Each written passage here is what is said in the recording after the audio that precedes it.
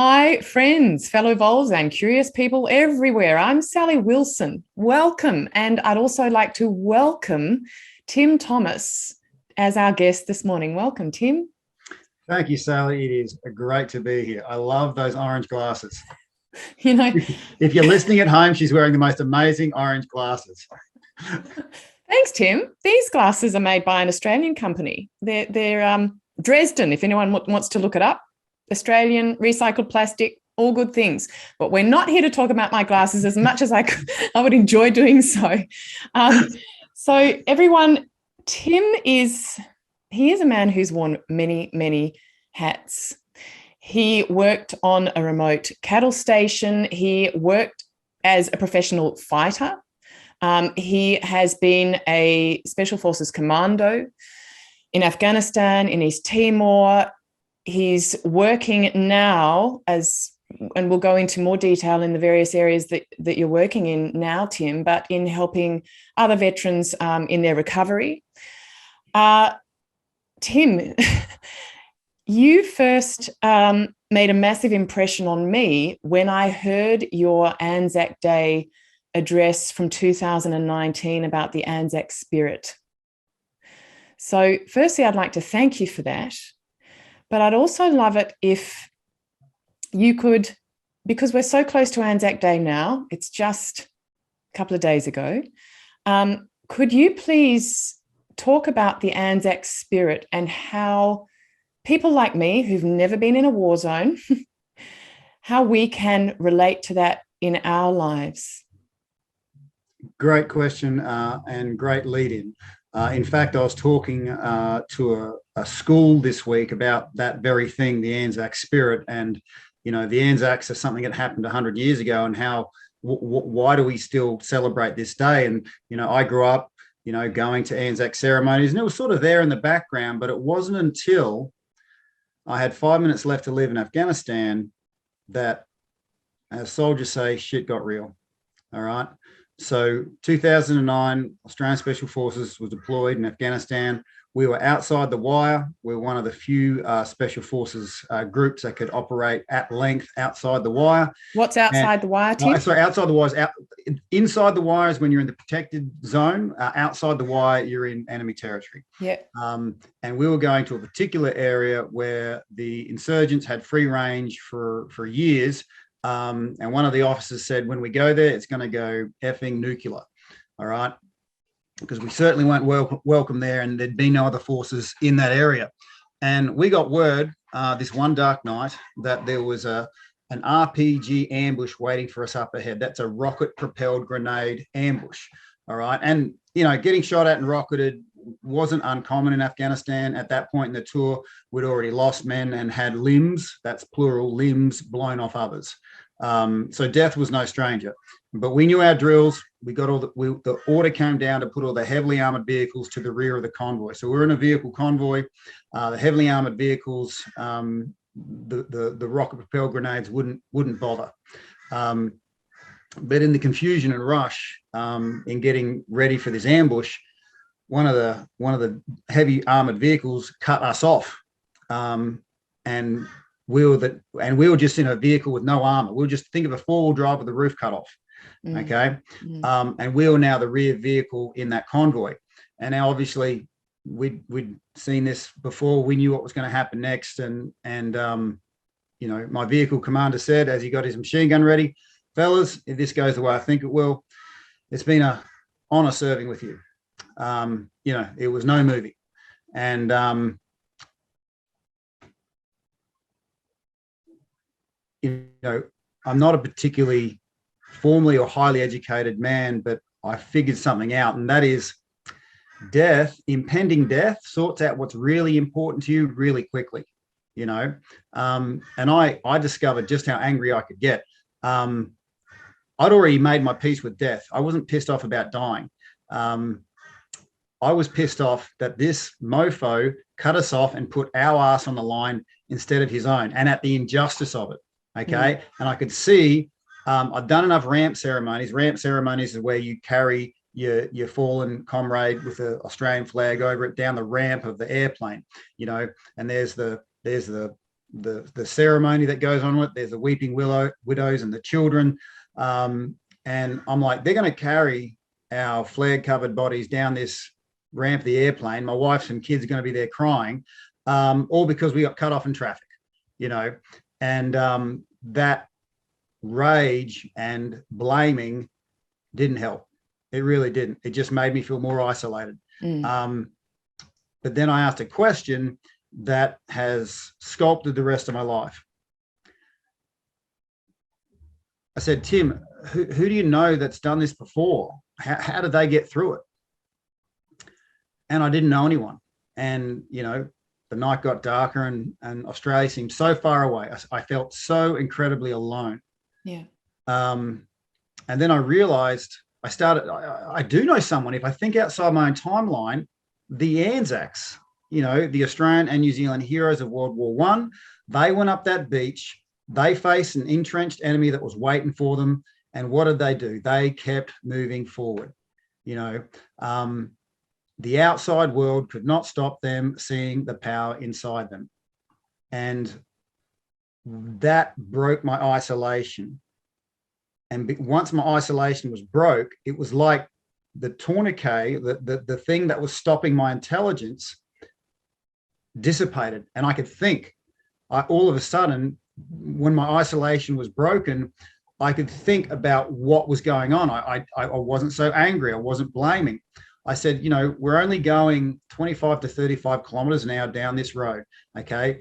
RPGs normally self-detonate at 1,500 meters. So they're probably going to start shooting at us, for between 800 and 1,100 meters away. They don't like being too close.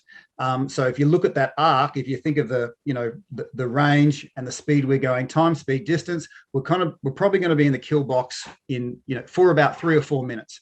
And you know what?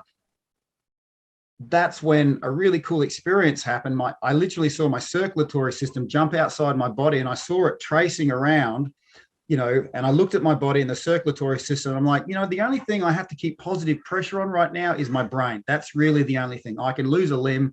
It's no big deal. I won't die of an infection. So I put 2 tourniquets on my chest, and I trusted the guys in the vehicle that if I was to die, they would then revive me with a blood substitute. And that wasn't that uncommon. And so, there was a lot of trust in that vehicle. And it was incredible to feel held like that and connected,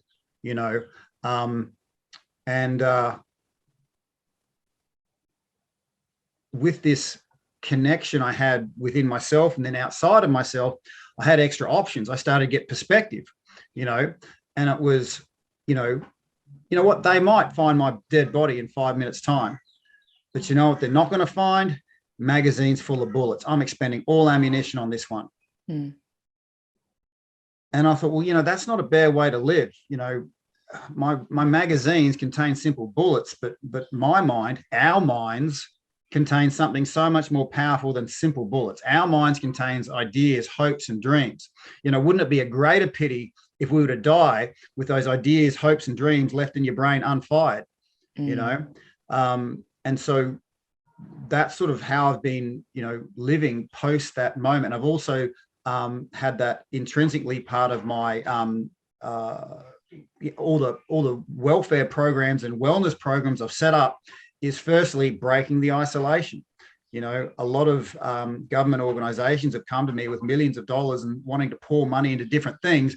And I'm saying, there's a lot of stuff that's not on the spreadsheet that you guys don't see. The first thing you have to do is realize that pain works a certain way. Pain over a certain time or intensity, and it doesn't matter if it's physical or emotional, creates isolation, loneliness, because the power that we humans have is if we feel connected, if you and me, Sal, feel connected, then there's nothing we can't do. No obstacle we can't overcome. I am you, you are me, we are in this together, right? It's awesome. But if you've been in physical or emotional pain, like I said, it doesn't matter. And it gets to a certain point, you start feeling like you're the only one going through it. Then just like I was, you'd get angry, you start blaming, you start seeing all the things that are wrong. And it just makes you more isolated. and makes you more fatigued, shuts off all your thinking. And so my goal, Sal, was to save, because we'd lost about 40 guys to bullets in Afghanistan. My goal was to save 40 guys from suicide, because what a lot of people don't know in Australia is that we've lost more than 10 times that amount to suicide, and it happens in the silence, right? Yeah. And I had no qualifications. I just had this lived experience, and I saw the pattern that pain creates isolation and fatigue. So if you can break their isolation and you can get them out of fatigue, then you can tap into the healing processes. Everyone's trying to throw these healing processes on top of someone who's feeling isolated and fatigued. They could have the best healing processes in the world in front of them. They're not gonna take any of that on board because they're feeling isolated and fatigued. So with that knowledge and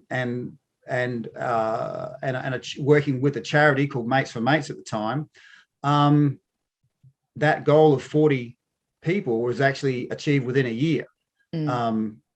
Because a guy would come up to me and say, "Do you remember that conversation?" And I'd go, "No, yes, no." I didn't remember. It was just a conversation, but it was just a sincere conversation, because I'd have a lot of conversations.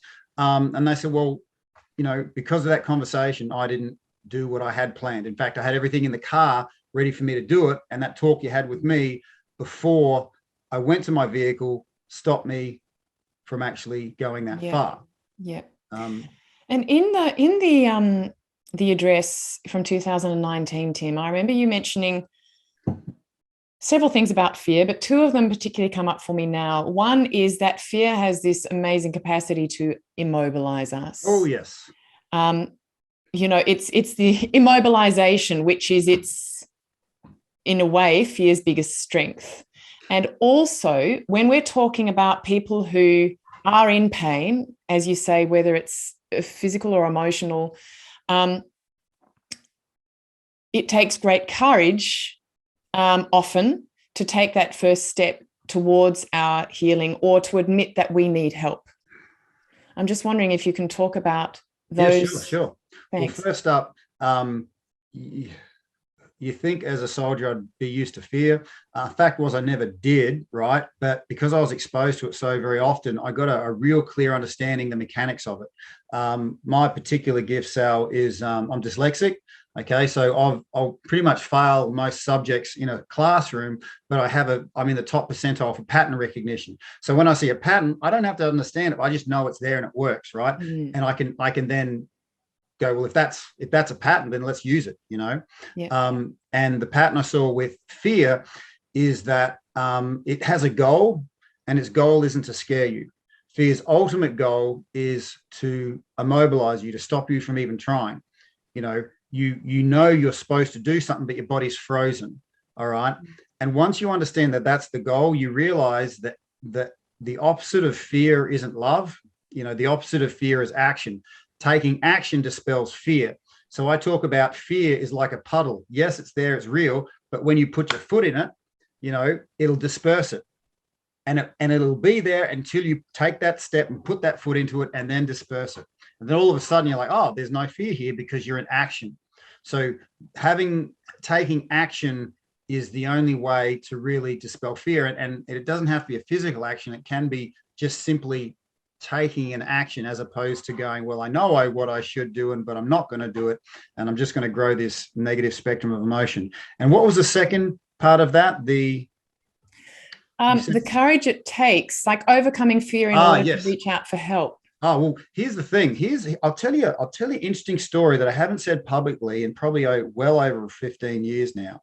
When I came back from Afghanistan, I'm a very different sort of personality within the military, especially within special forces. So because I was a bit different, because I didn't hang out, I had a family. I didn't hang out with the boys. I didn't go drinking. It was very easy in a group of alpha males, and they're not all secure. An insecure alpha male thinks that for him to be up, he needs to push someone else down. Okay, so they're always looking for somebody to sort of kick sand in the face of, right? So it was very easy to do that for me. I was a different personality type. I didn't hang out with boys. I wasn't one of the club. But But the best thing that happened to me was Afghanistan, because I realized that, holy shit, Tim can do the job and better than most. So I actually had blokes come up to me and say, Tim, we're actually sorry. We believed all this bullshit. All right. Mm. So finally, I had a team around me that understood me. I'm like, I'm going to be in this special forces until I retire. And then they had they have an end of season get together, or end of deployment get together, and that's great, right? Good times, a few beverages, and it was going to be on this boat in Sydney Harbour, and they were planning to have strippers on there. Now, I'm a big boy, I don't agree with the strippers. My then wife, she knew that whatever my agreement with her was, I never do anything away from her, that I do with her. There was that trust there. But I'm a big boy. Like, if the strippers are at one end, I'll just be at the other, having a few drinks. But then some of the wives of the members called the CEO of the Commandos and said, what's going on? Why is my husband on this boat with these strippers? This is not something I agree with, and shit rolls downhill, as they say. Then our major pulls out the whole company and is completely pissed off that he can't have strippers. Right now, think about special forces soldiers. You don't have to give them orders. We know what to do. All we need to know is the commander's intent, and it was the commander's intent to basically say how pissed off he was that he couldn't have strippers on this boat in the middle of Sydney Harbour, where we're having this end of deployment, get together. And then at the end of this big tirade, he goes, right, to the blokes, says, right, who here's got a problem with fucking strippers? And I literally felt a hand on my shoulder, like something outside of myself saying, Tim, you'll never find a convenient time to be yourself.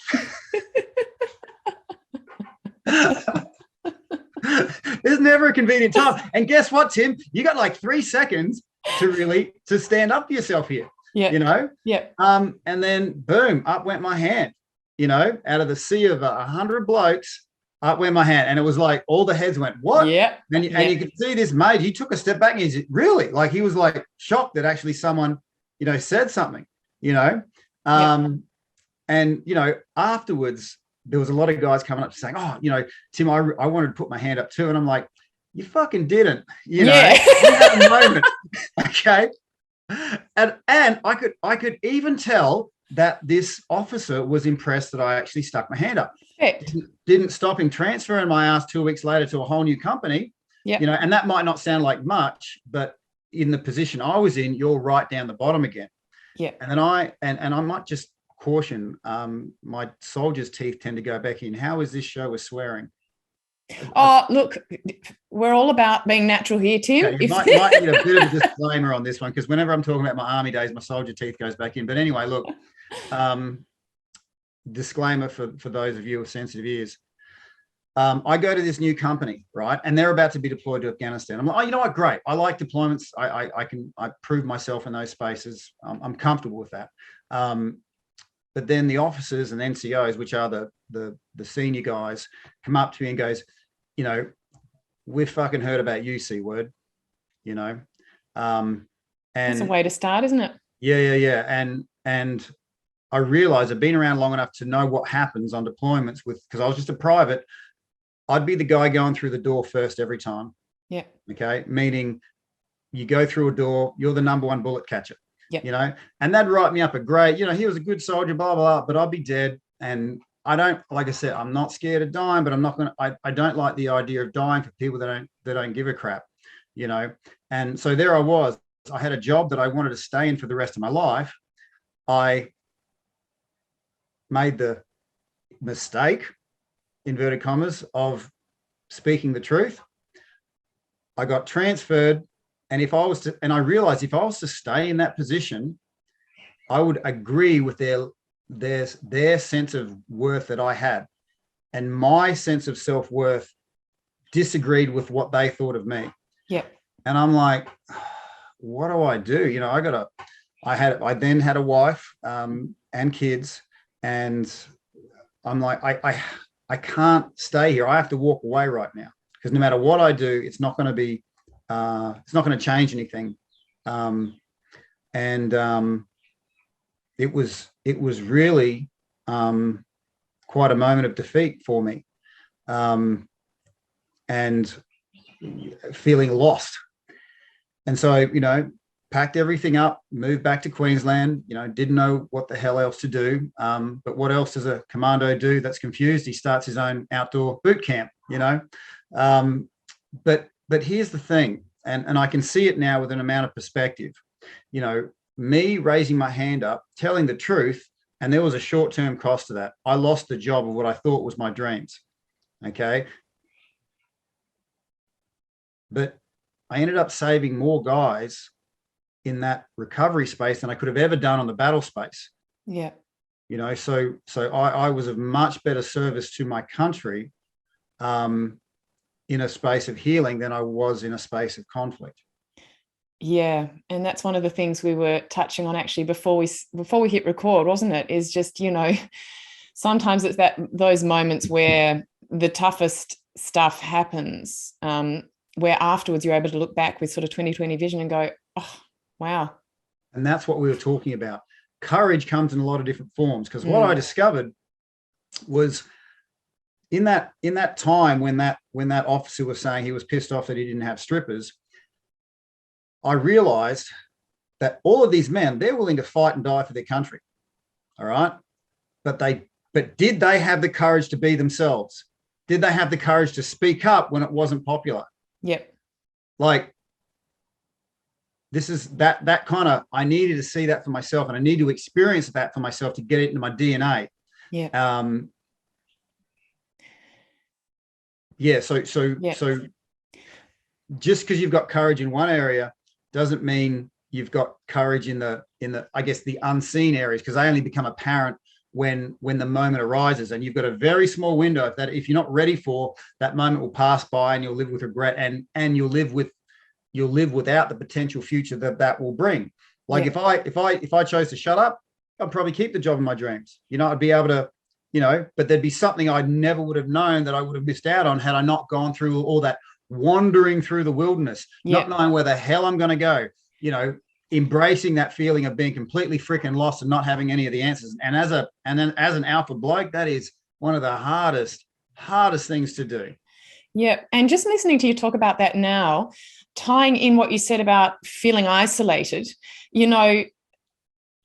when we can't be ourselves, or when we don't have the courage to fully be ourselves for whatever reason, to me, that creates an extraordinary feeling of isolation, because you're never actually fully connecting.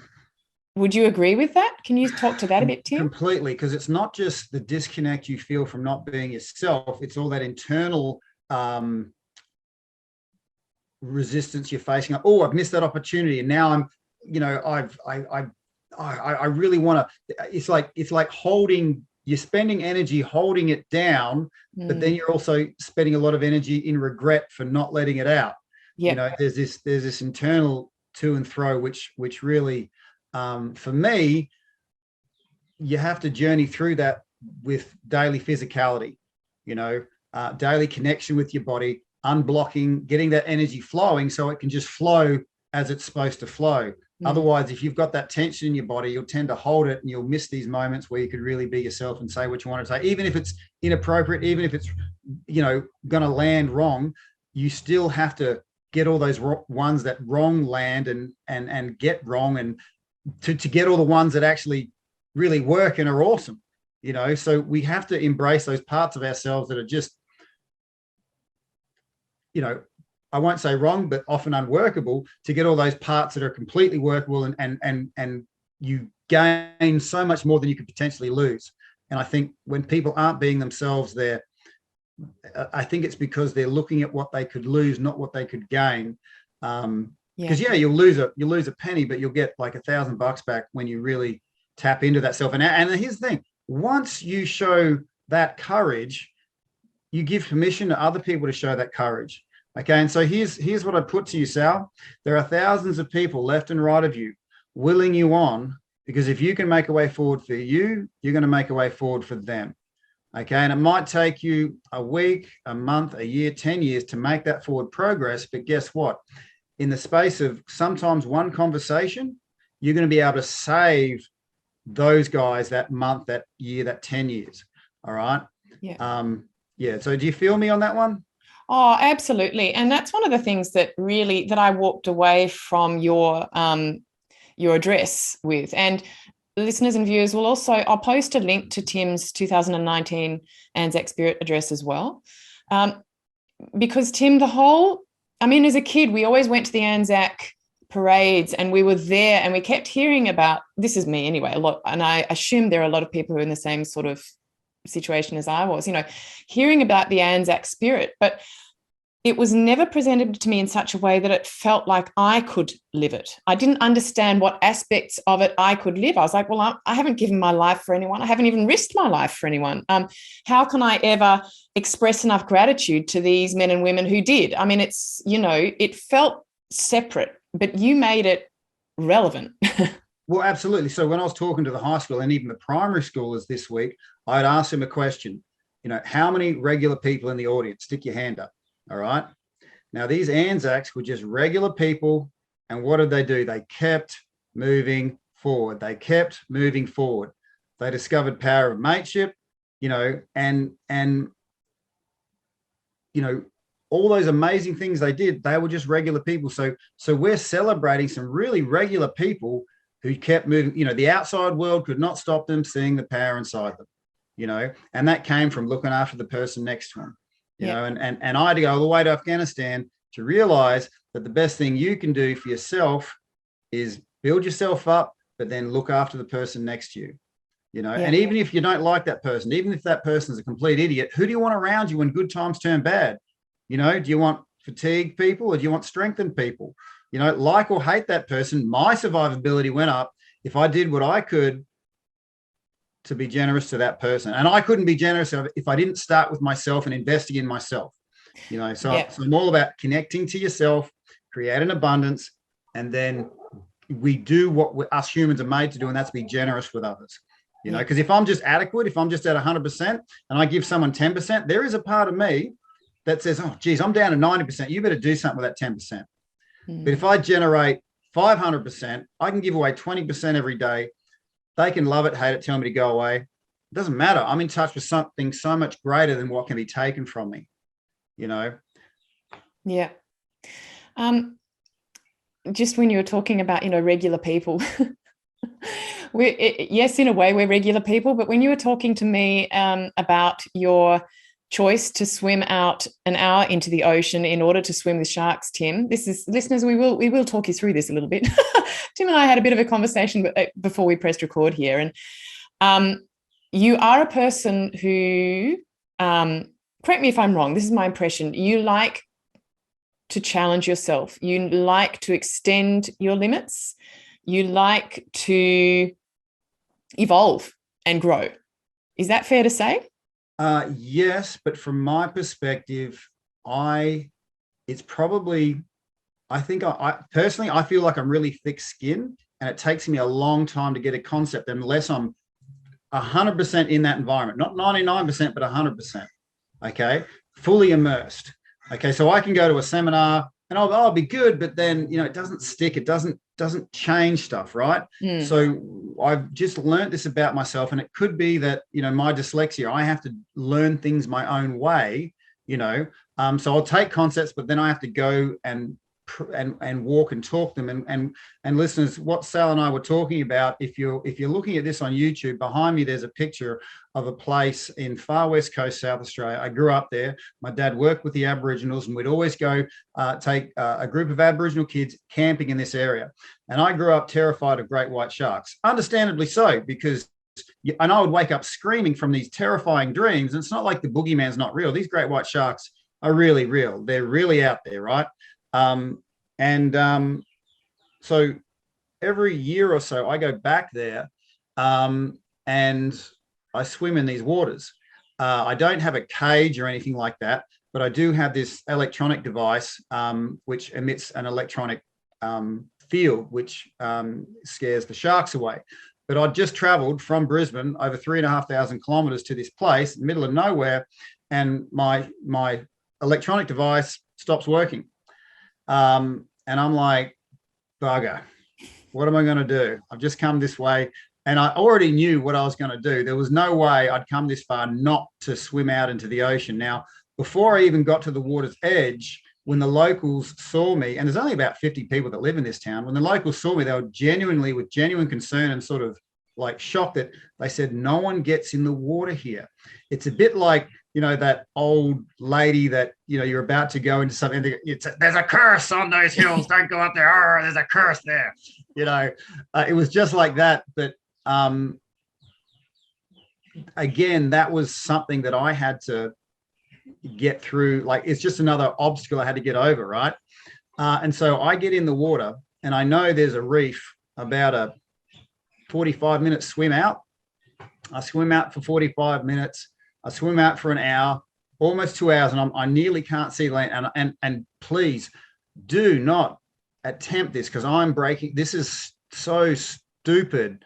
Okay, you do not. I'm breaking the rules. You never go out on your own. You don't go out with any protection and all that sort of stuff. But and the way my thick skin worked, I go to environments like that so I can then empty out all the things that I'm hanging on to. So in that space, my courage was failing me, and quite deliberately so.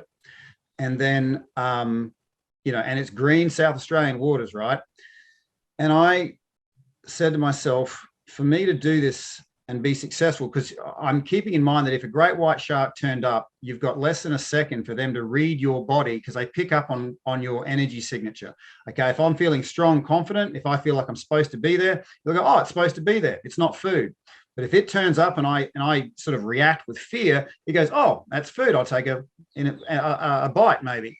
And so I had to have myself 100% together in that environment should a great white show up. And courage was failing me. And then I realized for me to do this and do it with courage, I have to start letting things go. You know, I had to genuinely let go of seeing another sunset. I had to genuinely let go of walking on dry land again. Okay, I just to let that stuff go. And then this peace started coming over me. And long story short, well, obviously in this reality, I survived. In some other reality, they say some idiot went swimming on his own and got eaten, never recovered. But in this reality where I survived, I got back to the shore, and it was like the spirit of the area says, Tim, now we can hold you, because only when you get rid of your deepest fears and attachments can you be truly held, you know?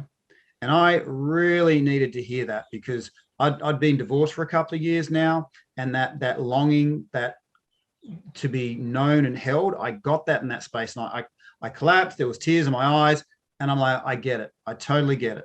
I know what my instinctive intelligence was doing, pushing me to these spaces. So often I don't know why I'm doing it. There's just this part of my body that says, you need to, if you don't listen to this, you're going to miss out. And that's sort of what I was listening to when I was doing all that, you know, not, well, like I said, people could call it stupid, and rightfully so. All right. They absolutely could. I broke a lot of rules, but I had to go there to learn those lessons, to let those things go, to let in all those good things. Yeah. Does that make sense, Al? Look, to me it does, and I'm sure it does to listeners as well. It's an example to me of that, you know, when people choose a path of growth, and it might look like any number of things. It seems to me that at some point along that path, if not the whole way, there's got to be a process of surrender and letting go. And it's just that yours by choice happens in rather extreme environments, Tim. Yeah. Oh, and to me, like that's right. Looking from someone else's perspective, but to me, it just had to happen, and it's not even, you know what I mean? Like, and in many ways, let's not blow my own trumpet. This is just what people used to do probably a long time ago, just to get food for their family. You know, I've got the luxury of doing it just to, you know, create an emotional state. You know, taking those risks. And I think you know, the way I see human, Sal, is I see we have such incredible genetic knowledge. Okay, the strength of our ancestry didn't disappear. It's inside of us. Yeah. The only thing we lack is the environment for all this amazing stuff to come out, you know, and in our efforts to stay safe and secure, I think a lot of our primal strength and power just, it's like, when I look at people, it's like, you know, treasure chests of gold underneath 1 centimeter of dirt. You know, if you just remove that little bit of surface stuff, you'd see incredible stuff that was there, you know. And so in many ways, that's how I've tried to live my life, but also how I've been successful in creating some of Australia's most successful, you know, veteran recovery programs, and being part of, you know, the research that creates tools to help people in that space. Yeah.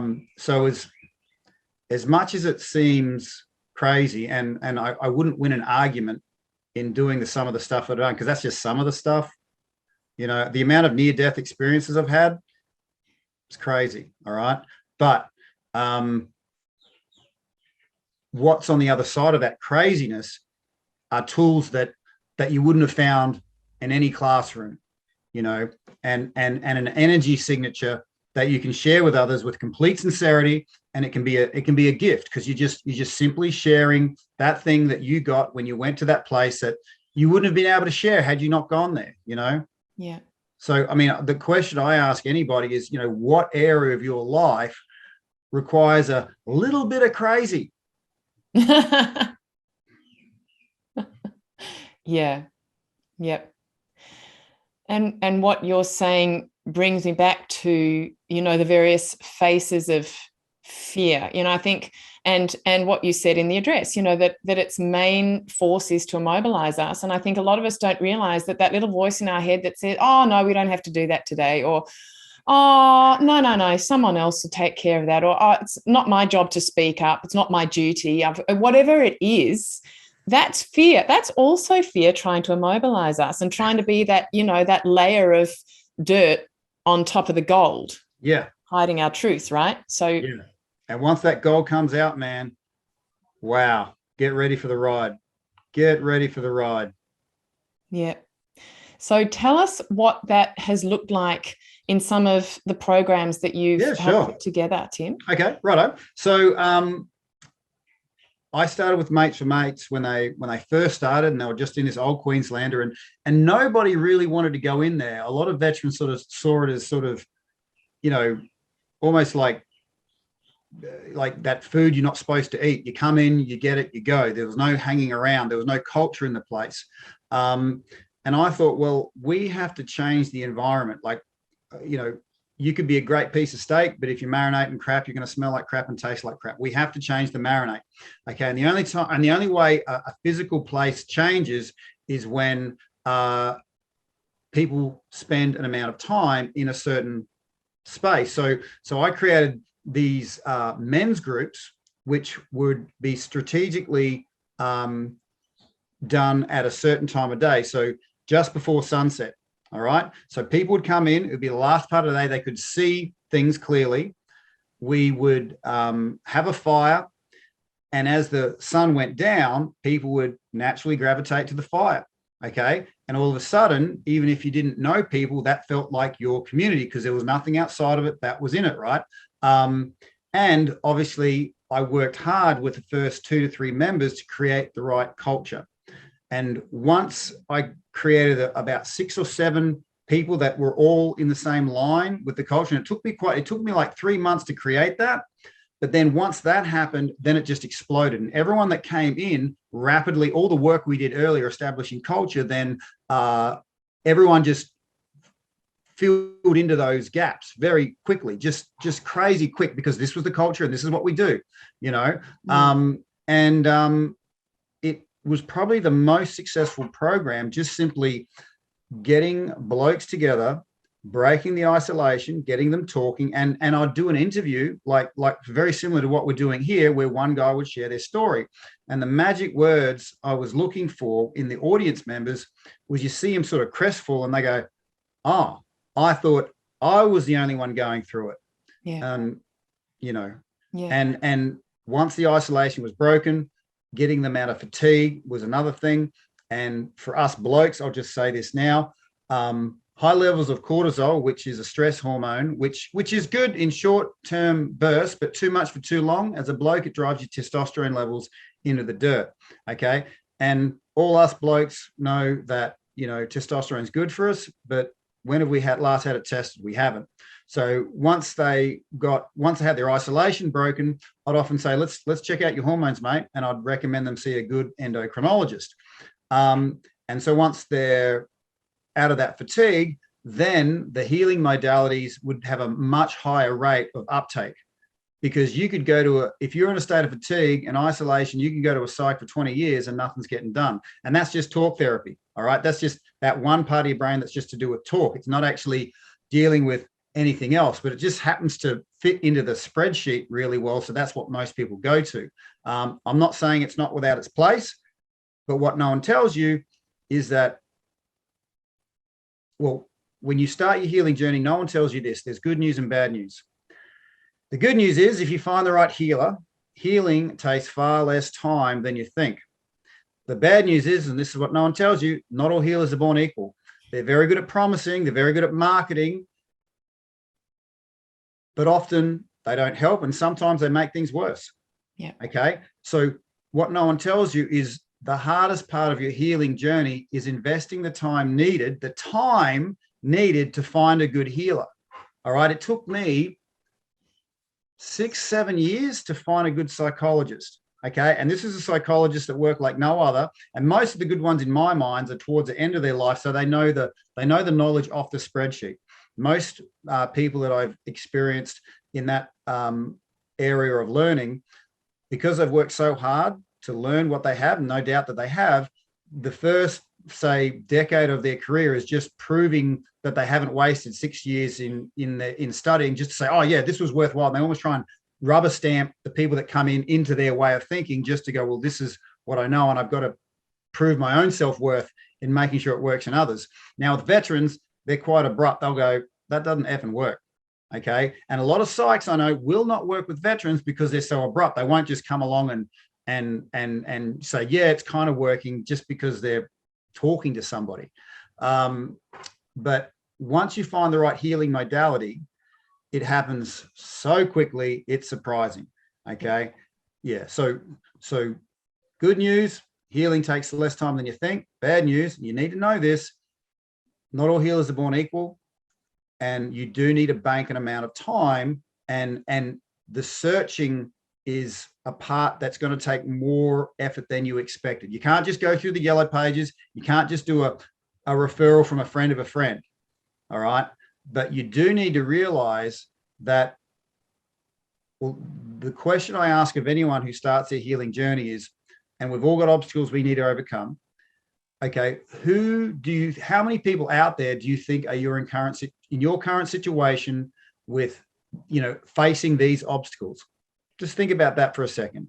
There could be 100, there could be thousands, there could be tens of thousands, it could be a chunk of the Australian population or the world population with this obstacle that they're not dealing with, they're just living with, and they're living with imbalance. All right. So just like I said before, if you can make a way forward for you, you're going to be able to make a way forward for them. So just picture this. There are thousands of people that are hurting, that need healing, and they're willing you on. They haven't met you yet, but when they meet you, they're going to say, I'm so glad that in April of 2022, you made these choices because you were doing things for me that benefited me back then. And I'm so glad you did. Yeah.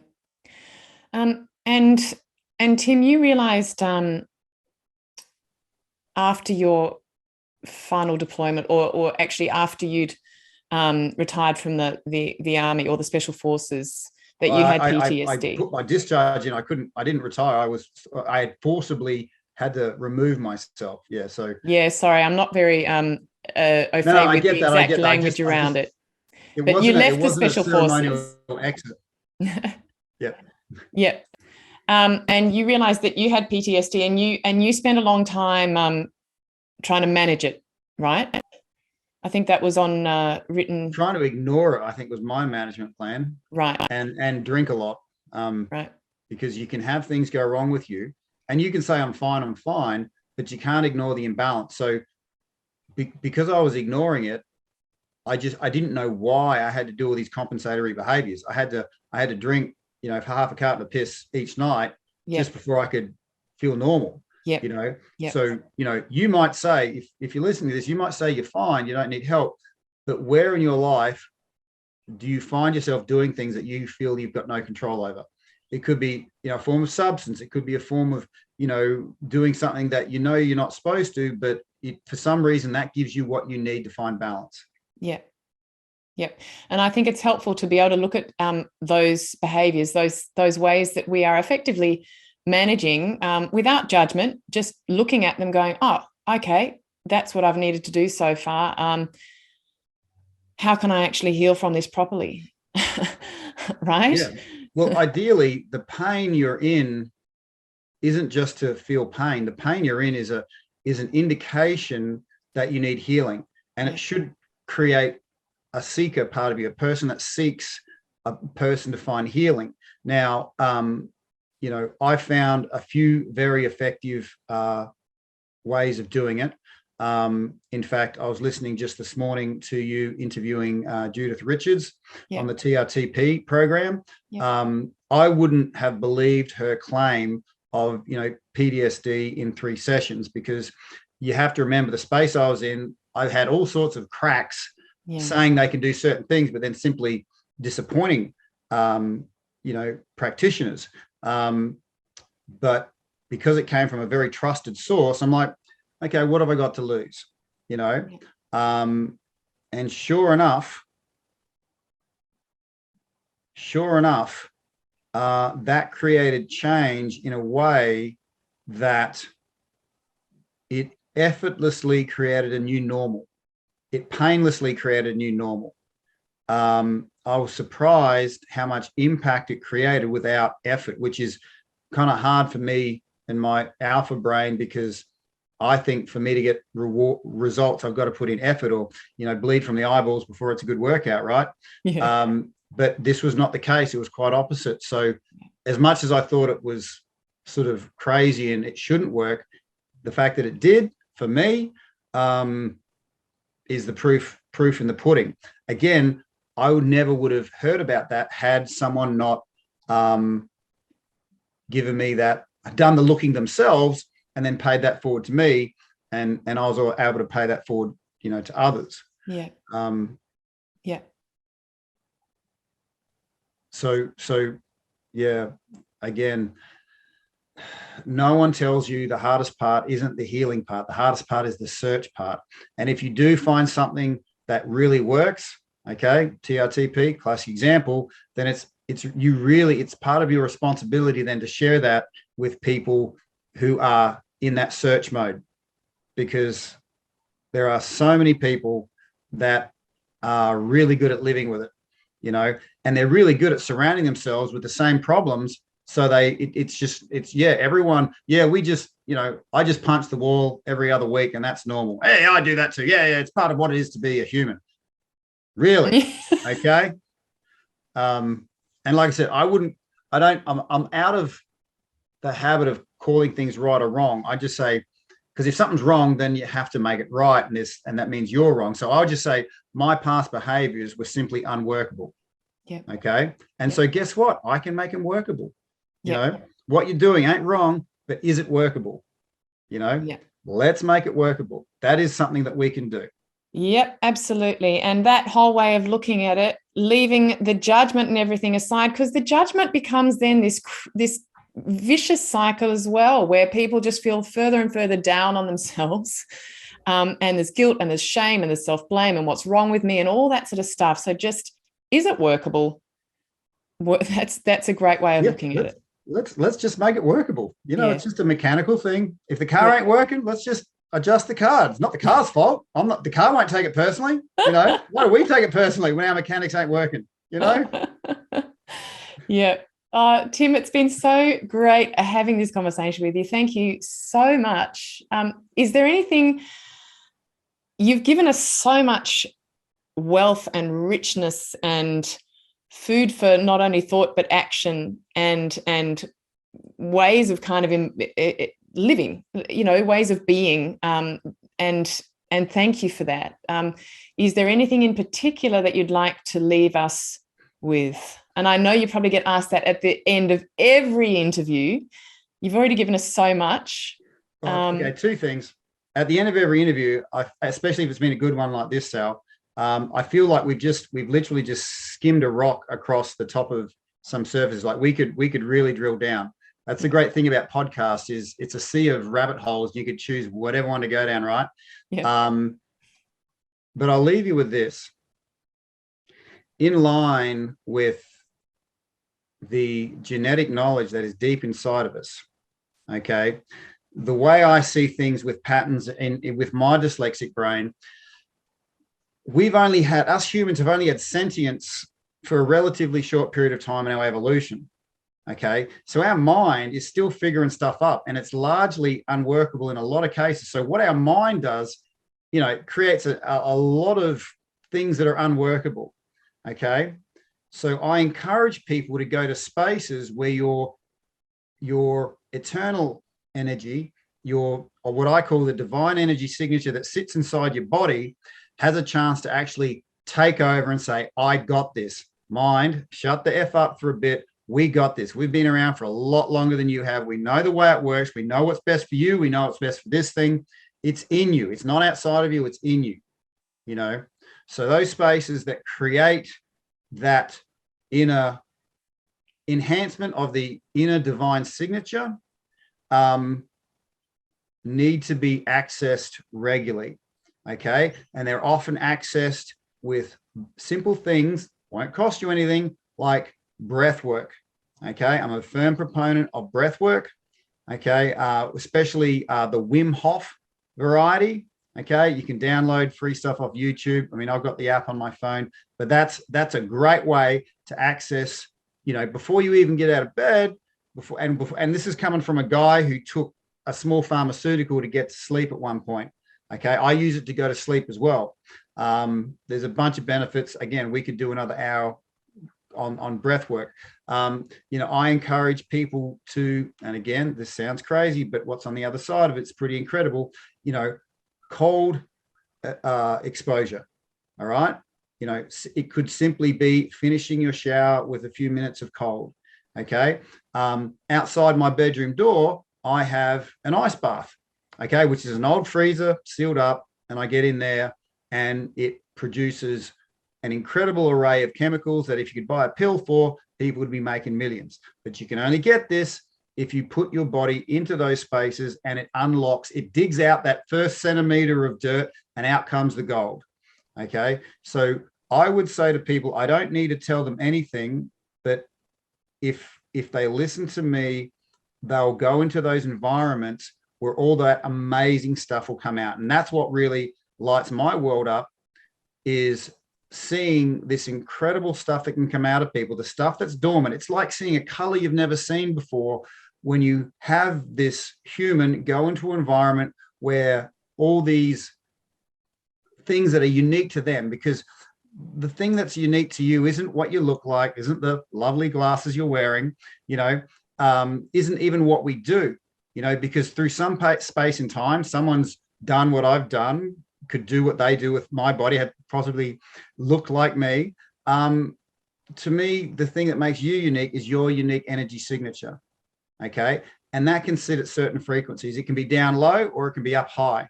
And when you go to those environments that are generally sometimes a little uncomfortable, sometimes very relaxing, like your breath work, it dials that energy signature up, where the rest of the world gets to benefit you yourself, but you get to benefit the world you're in. And when you're doing it right, when you find that you very naturally become generous with others, and that's not always physical. It could be generous just because you listen more in a conversation. You generously let that person know that you understand them. They're heard and they're held in that space.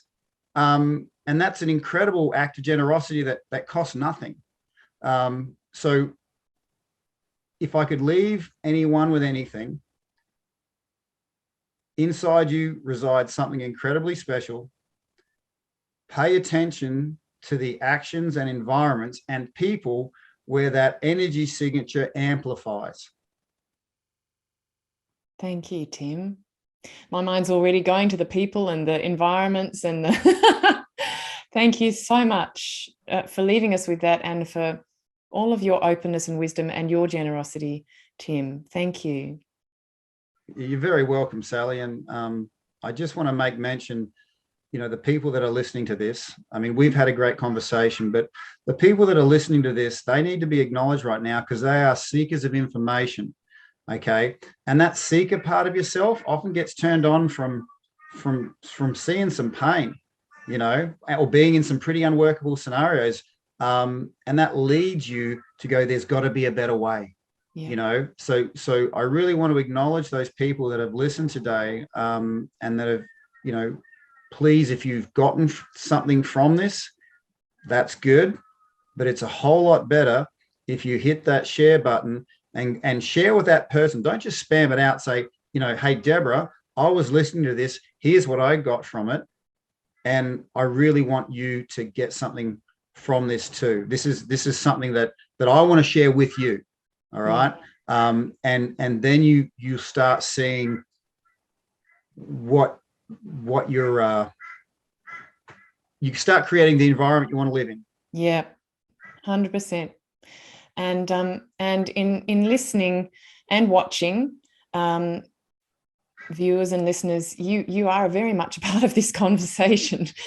We wouldn't be having it, probably, quite possibly, Tim, were it not for the other people who are participating in this. So thanks again, Tim, and thank you, listeners and watchers. And we'll look forward to speaking with you and joining you on the waves next time. Thanks, everyone. Bye. Bye now.